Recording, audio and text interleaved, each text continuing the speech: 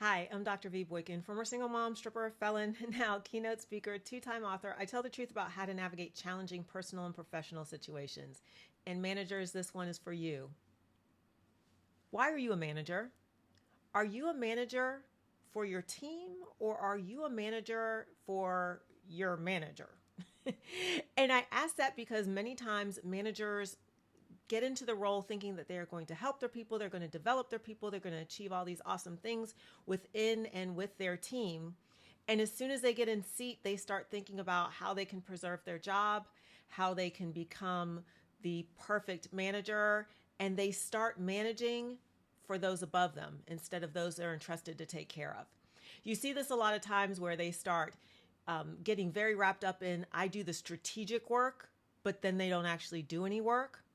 Or you'll see it where they start forgetting to escalate and elevate the challenges that individual contributors are having when trying to achieve corporate goals.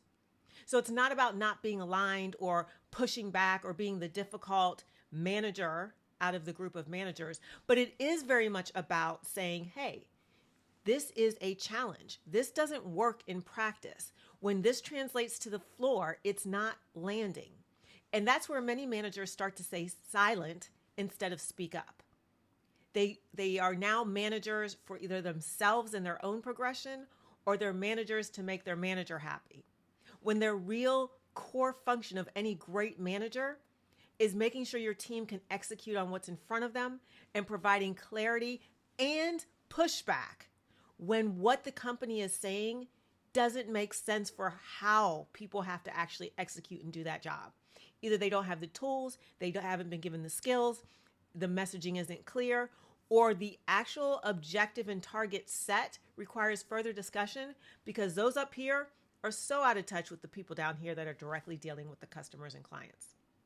So managers, ask yourself, why are you a manager? And when you dreamt of becoming a manager, when you hope to become a manager, are you actually doing the job that you said you would do? Are you actually taking care of the people you said you wanted to develop, to skill, to coach? Are you doing any of that?